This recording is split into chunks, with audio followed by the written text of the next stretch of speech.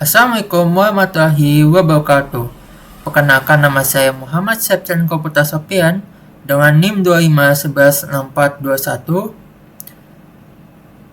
Saya adalah mahasiswa dari Fakultas Ilmu Komputer dengan prodi Informatika. Di video ini, saya akan mendemonstrasikan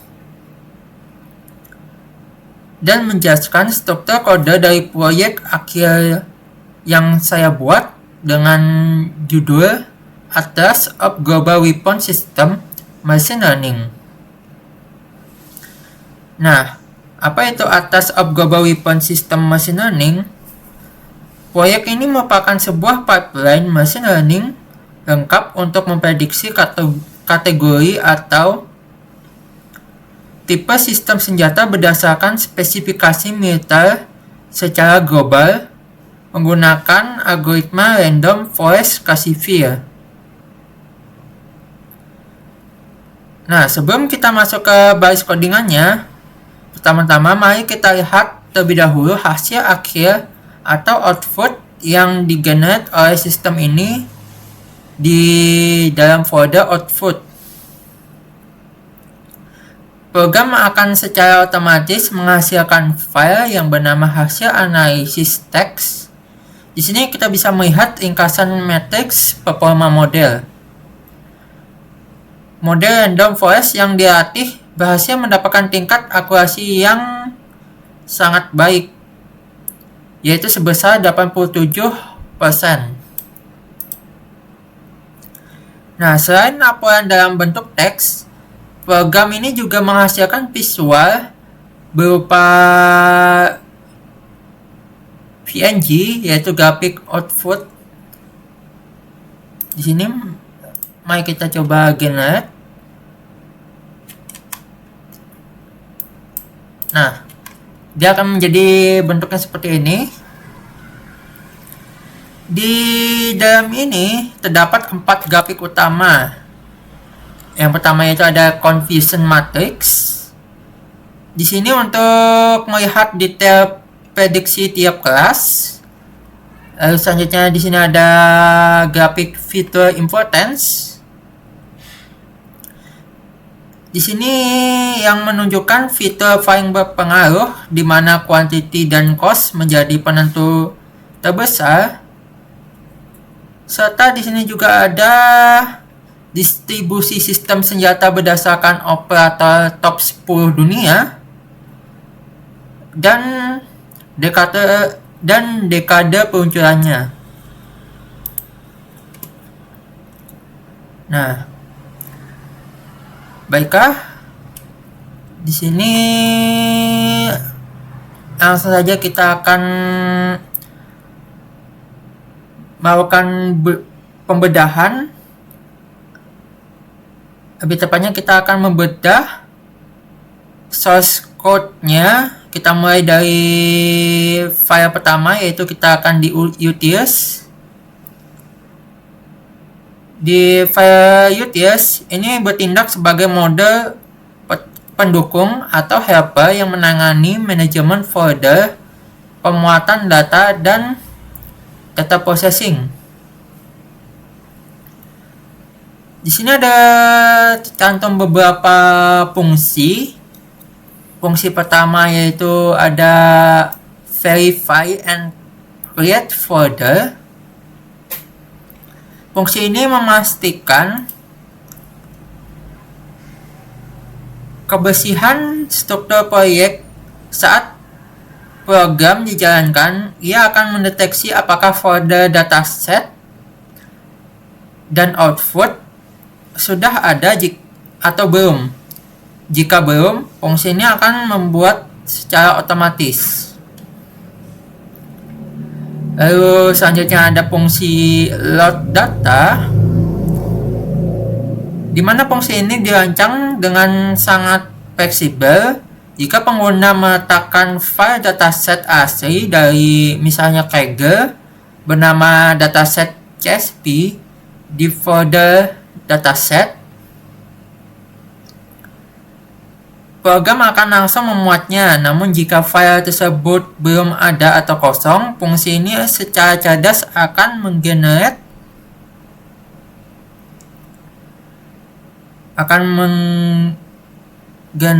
mock dataset realistis sebanyak 500 baris secara otomatis agar pipeline bisa langsung diuji. Baiklah, untuk fungsi terakhir di UTIS, ini ada fungsi yang paling krusial, yaitu pre-process data. Di sini dilakukan pembersihan data secara dinamis, yaitu pertama dilakukan pemetaan nama kolom, lalu yang kedua akan dilakukan standarisasi data numerik seperti menghapus simbol dolar,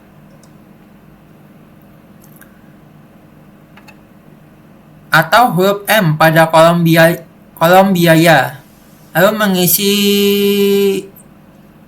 missing values menggunakan nilai median.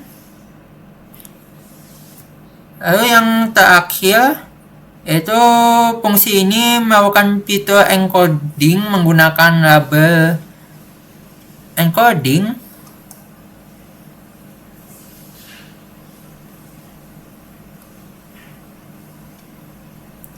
Maksudnya label encoder dan teknik one hot encoding agar siap diproses dan model machine learning siap untuk diproses oleh model machine learning. Nah, selanjutnya kita akan membedah di file main.py. Nah, setelah semua fungsi pendukung siap di file utils.py, alur utama eksekusi akan dijalankan di dalam file yang bernama main.py. Ini. Nah, di sini semua proses dijalankan di dalam fungsi main. Program akan memanggil model pendukung untuk menyiapkan folder dan memuat data setelah data dibersihkan di tahap pre-processing.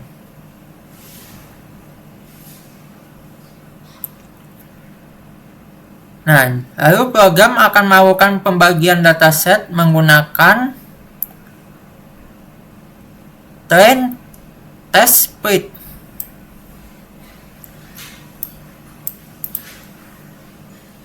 Di sini kita membaginya menjadi 80% data latih sebanyak 400 baris dan 20% data uji sebanyak 100 baris lengkap dengan stratifikasi kelas agar pembagiannya seimbang.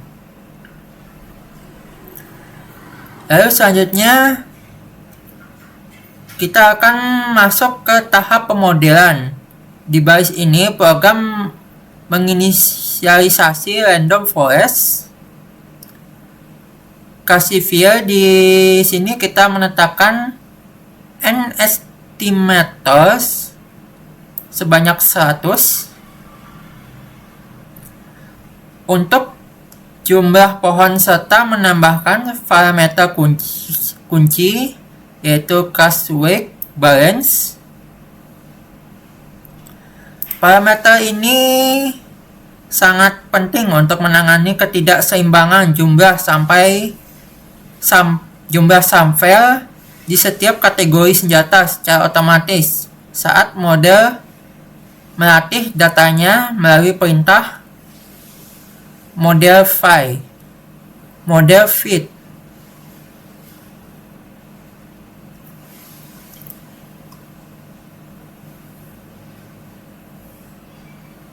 Nah, selanjutnya di bagian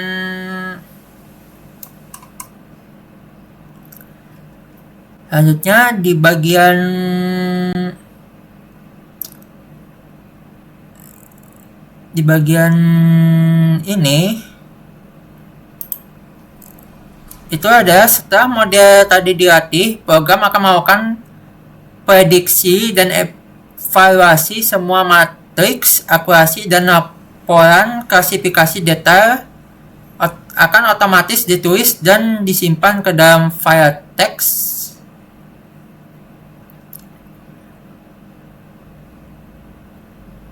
yang bernama hasil analisis teks di folder output.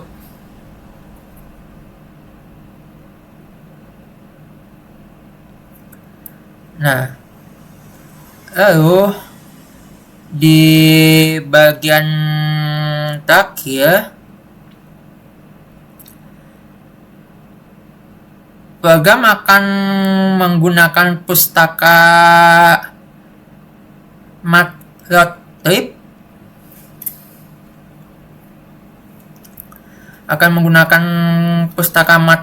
dan Seaborn untuk membuat visualisasi dengan layouting subplot 2x2 sehingga keempat grafik yang saya tunjukkan di awal tadi dapat digabungkan secara elegan ke dalam file gambar, yaitu grafik output png. Dan selanjutnya di sini bisa kita lihat ini ada dataset CSV-nya. Di sini berisi banyak sekali kategori serta nama nama negara di mana kategori ini digunakan. Contohnya seperti ada misil dan pertahanan anti udara yang dioperasikan di negara Jepang. Di sini juga terdapat harga dari per unitnya serta tahun kapan senjata peralatan ini diluncurkan. Lalu di sini ada kuantitinya. Selanjutnya di sini ada statusnya, apakah dia masih digunakan atau tidak. Lebih tepatnya apakah masih aktif atau sudah pensiun. Lalu riwayat combatnya di sini ada yes, itu berarti pernah digunakan dalam pertempuran. Jika no, maka masih belum digunakan dalam pertempuran. Nah, di bagian dataset ini untuk kategorinya sendiri meliputi persenjataan, lalu sistem pertahanan udara, misil, sistem pendukung darat, pertahanan laut, sistem pendukung kelautan, sistem pendukung operasi darat, serta alutsista militer lainnya seperti pesawat angkatan udara, tank, dan persenjataan untuk personil. Baiklah, akhirnya kita berada di file terakhir.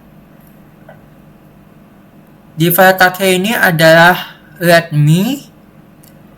Berkas ini berfungsi sebagai dokumentasi resmi proyek.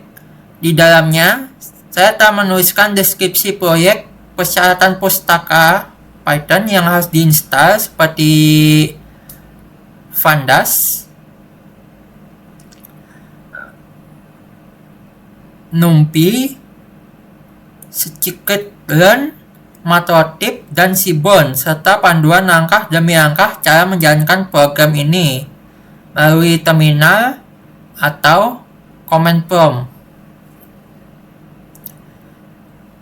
Nah, Untuk kesimpulan dari proyek akhir atas Global Weapon System yang saya buat ini berhasil membangun sebuah pipeline machine learning yang kokoh, terotomatisasi dan hulu ke hilir, mulai dari pembuatan folder penanganan data kotor, pelatihan model random forest, sehingga ekspor hasil analisis.